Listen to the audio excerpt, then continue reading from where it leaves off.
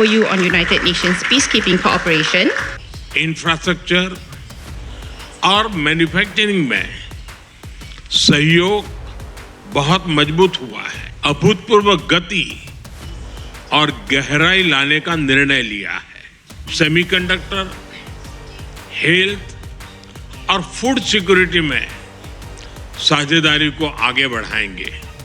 प्रधानमंत्री नरेंद्र मोदी इन दिनों मलेशिया के दौरे पर हैं, जहां भारत और मलेशिया के बीच कृषि, स्वच्छ ऊर्जा, मैन्युफैक्चरिंग और सेमीकंडक्टर जैसे अहम क्षेत्रों में बड़े समझौते हुए हैं।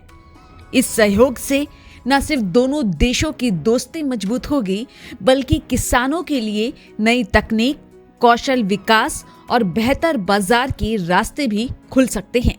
तो क्या विदेशों से मिलकर बदलेगी भारतीय किसान की तस्वीर? आइए समझते हैं पूरी खबर। इंफ्रास्ट्रक्चर और मैन्युफैक्चरिंग में सहयोग बहुत मजबूत हुआ है। डिजिटल इकोनॉमी, बायोटेक और आईटी में आपसी इन्वेस्टमेंट बढ़ा है।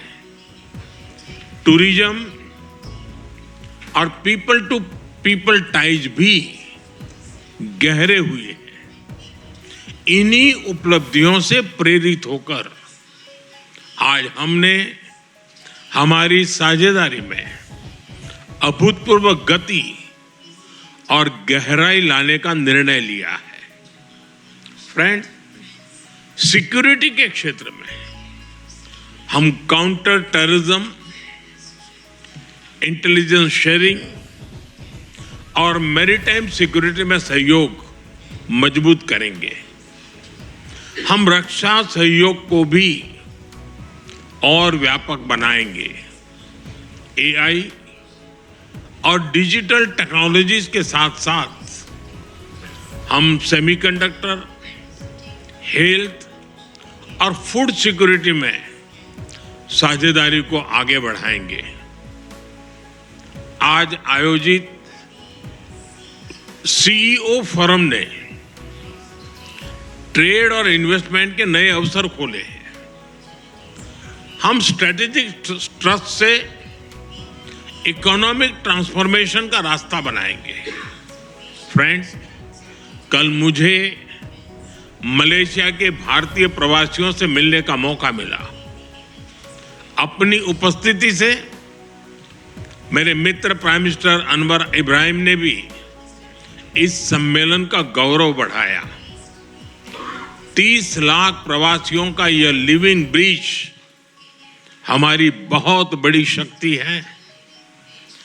उनके वेलफेयर के लिए उठाए गए कदम हमारे रिश्तों को मानवीय आधार देते हैं। मलेशिया में भारत के वर्कर्स के संरक्षण के लिए सोशल सिक्योरिटी एग्रीमेंट, टूरिज्म के लिए ग्रेटिस ई वीजा और डिजिटल इंटरफेस यूपीआई का मलेशिया में लागू होना, ये सभी कदम दोनों देशों के नागरिकों के जीवन को सरल बनाएंगे। क्योंकि कोई भी पार्टनरशिप तभी ताकत से सफल होती है जब लाभ सीधे लोगों तक पहुंचे।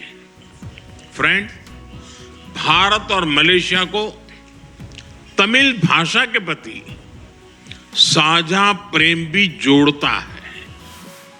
मलेशिया में तमिल की मजबूत और जीवंत उपस्थिति शिक्षा, मीडिया और सांस्कृतिक जीवन में दिखाई देती है।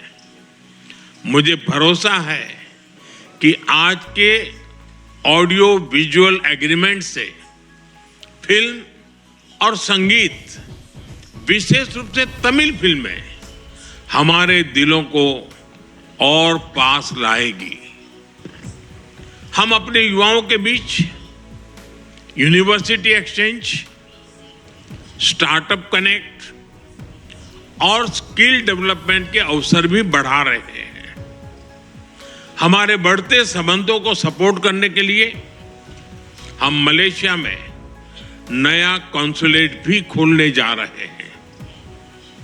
फ्रेंड्स, इंडो पैसिफिक क्षेत्र के विश्व की ग्रोथ इंजन के रूप में ये उभर रहा है।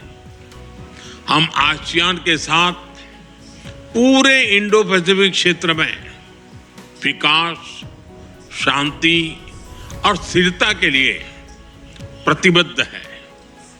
भारत आसियान सेंट्रलिटी को प्राथमिकता देता है।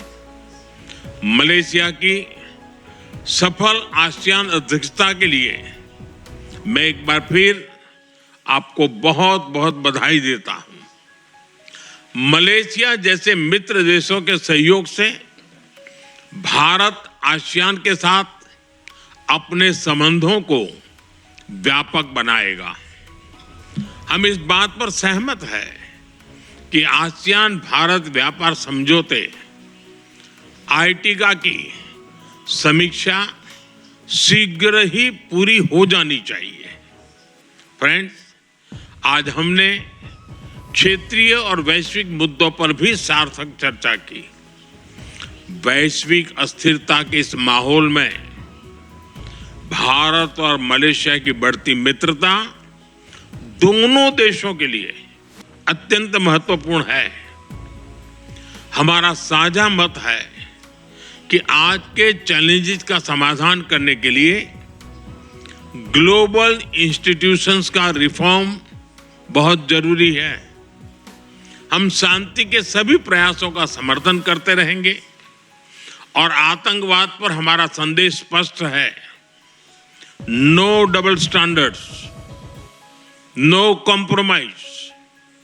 एक्सेलेंसी, भारत मलेशिया संबंधों के प्रति आपकी प्रतिबद्धता का हम सराहना करते हैं। आइए हम साथ मिलकर प्रॉस्परस मलेशिया का आपका सपना और विकसित भारत के हमारे संकल्प को साकार करें।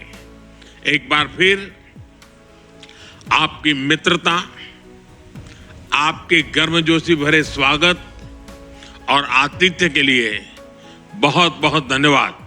सर का पसीना जब माथे को आता है, वो किसान है जो अपने दम पर फसल को उगाता है। आन है, बान है, शान है, किसान है। किसान इंडिया, चलेगा हल, बढ़ेगा बल।